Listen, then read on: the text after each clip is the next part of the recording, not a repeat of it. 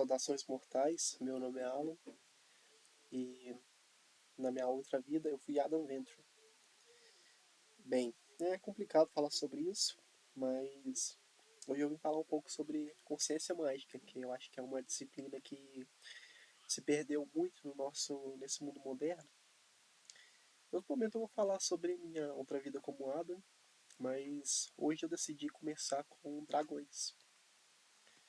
Bem, dragões eles sempre existiram em todas as culturas do nosso mundo, desde a Europa até China e até mesmo na Mesopotâmia e tipo onde hoje é a América do Sul. Mesmo que fossem povos que estivessem completamente desconectados, essas lendas de dragões são comuns em todo o nosso planeta.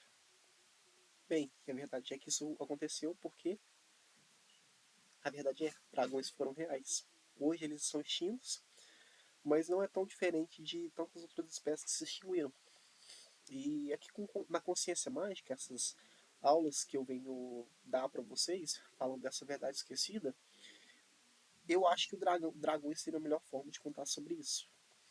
Primeiramente, que a existência dos dragões, eu queria explicar. A primeira questão que surge é por que não existem fósseis de dragões. Isso é uma questão complicada. Em outra aula sobre magia eu vou falar com vocês, mas magia em si, qualquer resquício de magia, ele tende a sumir com o tempo, a partir do momento que aquilo não está atrelado a uma essência de um ser vivo, a magia, Enfim, na verdade eu vou ter que falar para vocês de onde surgiram os dragões. O surgimento dos dragões é um tema muito interessante que eu sou fascinado. Inclusive, em minha outra vida, a viagem que eu fiz para estudar dragões acabou me levando a rumos que eu nunca pensei que eu iria. Enfim, vai lá, como que surgiram dragões?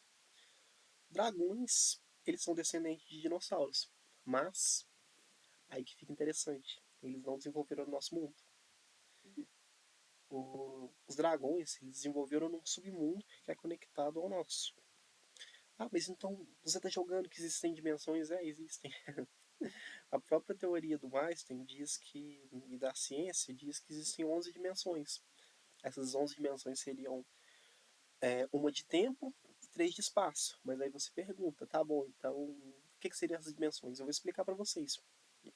Quando você abre um vídeo no YouTube ou uma página do seu navegador, você consegue manter várias páginas abertas ao mesmo tempo funcionando. E aquilo ali são as dimensões. As dimensões do nosso, de forma prática, elas funcionam assim.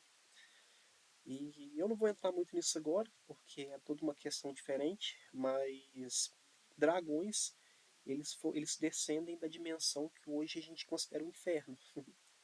Hoje o inferno é um inferno, mas assim, seria uma... Da mesma forma que dragões parecem em várias mitologias ao redor do mundo, também acontece com a ideia de inferno, porque na verdade o inferno seria o submundo. Na cultura nórdica seria o Muspelheim, que seria o submundo de chamas, traduzindo, reino de chamas. Se você pegar na cultura grega, seria o Hades e Tártaro. Isso é interessante, vai lá.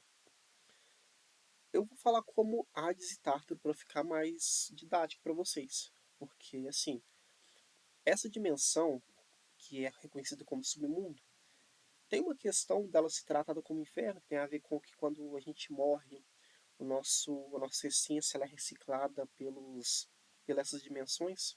Mas enfim, eu não vou entrar nisso porque é complicado. Mas esse inferno, Muspelheim, Hades, ele tem essa camada superior, que é o Hades, ele é um mundo de superfície. Imaginem assim, que tem várias as partes superiores e tem canyons. A parte superior normalmente não tem tanta vida lá, e é chamada de Hades por conta do seu governante mais notório aí da mitologia grega. Apesar de quem toma conta hoje é o bicho ruim, é o Lúcifer. Apesar dele, eu vou contar, enfim, eu não vou dar spoiler. Mas o Hades seria essa parte superior e esses vales fundos que existem nesse submundo, mas no Hades, no Muspelheim, seria o Tártaro. E os dragões eles vêm dali. Tá bom, mas então eu tô falando que como então que eles são descendentes de dinossauros? Tá, agora a gente vai falar um pouco sobre os nove mundos.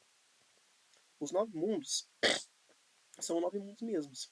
E os principais mundos que estão conectados ao nosso mundo, que seria, eu vou usar o termo nórdico aqui porque para ficar mais didático, o nosso mundo ele seria o mundo médio, que é o Midheim, o mundo médio.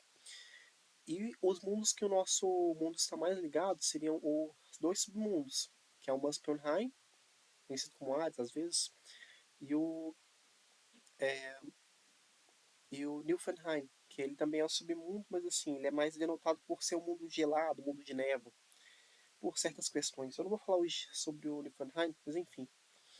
O que aconteceu? Ao longo da... Quando é um pouco complicado explicar isso para alguém que não aprendeu a magia, mas quando você está aprendendo a magia, você aprende a sentir a energia do universo. E essa energia do universo consegue sentir uma polarização. Nosso mundo, ele habita muito entre essas duas polaridades, desses dois submundos, e é como se a energia, existisse uma energia que está permeando. E as maiores ligações do nosso mundo são com esses dois submundos, que é o Muspelheim e o Niflheim. E eu vou contar para vocês. Esses submundos, essas outras dimensões, algumas vezes elas já se abriram.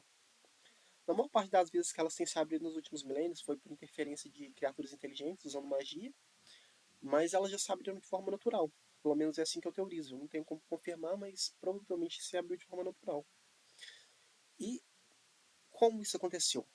Olha, na grande extinção dos dinossauros, há cerca de... Não extinção, né? Porque vamos falar a verdade. Hoje, se você analisar as árvores de criaturas vivas, pombos, passarinhos, até galinhas seriam dinossauros. Mas pterodáctilos não, nunca foram.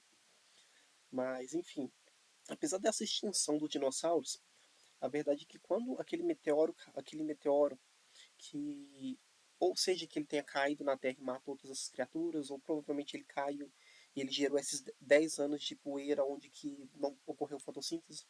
Enfim, nesse momento, os dinossauros, os grandes dinossauros, eles foram extintos.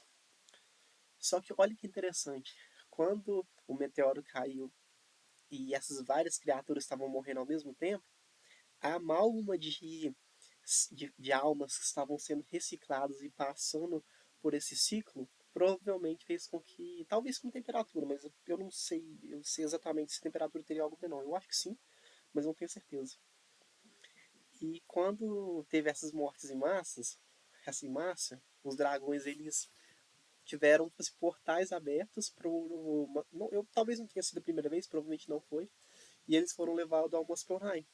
Provavelmente não os dinossauros que você está imaginando, mas assim, dinossauros pequenos. Da mesma forma que eles levaram aos dinossauros modernos, que seriam os pombos, as galinhas. A árvore evolutiva lá em Muspelheim, ela seguiu para ir aos membros mais notórios que a gente conhece, que são os dragões. E tá bom então, mas então eu tô falando que teve essa extinção em massa dos dragões, dos dinossauros, dragões não, dinossauros. Teve essa extinção em massa dos dinossauros, onde que os grandes dinossauros foram embora. Alguns foram levados para esse Muspelheim, alguns ficaram aqui e teve essa evolução. Tá bom. O que aconteceu? 60 milhões de anos. O Muspelheim tem uma característica que é muito interessante. Primeiramente, quando você isola uma criatura de um mundo e você coloca ela no outro, é como se você estivesse pegando um imã de popularidade de oposta. Inclusive é assim como que a magia funciona, mas eu não vou entrar nisso agora para não complicar. Eles foram levados para esse outro mundo e teve toda essa evolução lá no Muspelheim. O Muspelheim, igual eu falei, ele é um mundo de vales, onde que esses vales são criados e os dragões eles evoluíram dessa forma com que eles pudessem voar e eles pudessem cuspir fogo. Essa parte do fogo é muito interessante. Por quê? Por que um dragão cospe fogo? Por que vocês pensam? É pra autodefesa? Não necessariamente. Tipo assim, tá, sim, os últimos dragões provavelmente eles tinham essa capacidade de autodefesa, mas uma grande teoria minha é que a capacidade de cuspir fogo não se veio por conta de defesa, porque assim, quando, metade de. Quando você trabalha com evolução, você tem que lembrar que é o seguinte: Não é como se fosse, tal personagem, tal espécie tem asa, agora ela tem asa. Não, existe esse meio termo. Esse meio termo, onde o fogo, antes do fogo se tornar uma ferramenta, tipo assim, de guerra, de destruição, o fogo ele era usado para se tornar os dragões mais leves. O que eu quero dizer? Se você analisar a ciência e você analisar, tipo assim, a impossibilidade, se você analisar a impossibilidade da existência de dragões, um dos maiores impedimentos seria que é impossível uma criatura tão grande e pesada voar, porque a envergadura de asa dela teria que ser tão grande que se torna fisicamente impossível. E os dragões, eles conseguiram superar isso, porque primeiramente tinha uma grande vantagem. No Muspelheim, as criaturas que podiam voar e na parte superior do Muspelheim colocar seus ovos ali, tinha uma grande vantagem, porque ali não tinha predadores, basicamente, só criaturas voadoras que podiam voar. Então se tornou uma grande vantagem. E à medida que aquele ambiente, eu teorizo que à medida que aquele ambiente se tornou mais competitivo, o que ocorreu? Criaturas começaram a ir lá para cima e cada vez mais criaturas maiores que competiram por aquele lugar.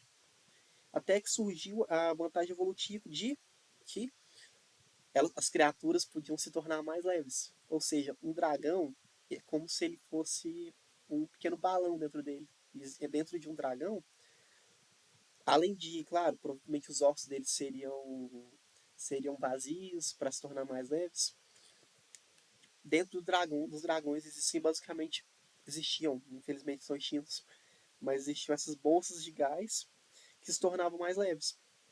E essas bolsas de gás, elas eram, eu não sei exatamente qual, na magia a gente não usava exatamente substâncias como hidrogênio, oxigênio, assim, era algo mais, era diferente. Mas nesse ponto, tinha essas bolsas de gás que tornavam eles mais leves. E essas bolsas de gás, paralelamente, se evoluíram para se tornar esse instrumento de, de destruição que se tornou o Sopro dos Dragões. Então seria isso. Eu acho muito legal que os dragões eles puderam evoluir dessa ideia de se tornar mais leves e esse gás depois se tornou um armamento deles. É como se fosse as mãos. Quando as criaturas saíram do oceano e vieram para a Terra, inicialmente eram apenas guerras. Quando saiu das guerras, se tornaram mãos e as mãos se tornaram garras. A história dos dragões se tornarem esses seres cuspidores de fogo veio bastante disso.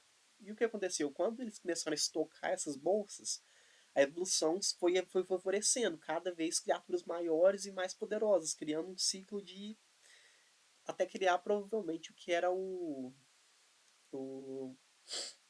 o animal mais destrutivo que já pisou no nosso planeta. Claro, hoje é animal mitológico, porque não é considerado um animal real pela ciência, mas assim, é um dragão, é um dinossauro, um T-Rex que voa. Um dragão seria basicamente isso. Claro, existem algumas categorias diferentes de dragões, mas eu fecho esse vídeo com isso, que dragões são muito legais. Depois também eu vou explicar para vocês como que eles vieram para o nosso mundo. Esses portais do Muspelheim, eles foram abertos de novo, alguns milhares de anos atrás, mas isso é conversa para outro vídeo. Eu espero que vocês tenham gostado dessa introdução à consciência mágica e futuramente a gente vai falar mais sobre isso. Se inscreva no canal e curte a página. E se você quiser ler o livro que fala mais sobre isso, que é o livro que eu escrevi e postei, ele vai estar no link na descrição, que é a Cosmogonia Esquecida. Bem, é isso. Se inscreva, siga a página e leia o livro. O livro é muito bom. Então, tchau.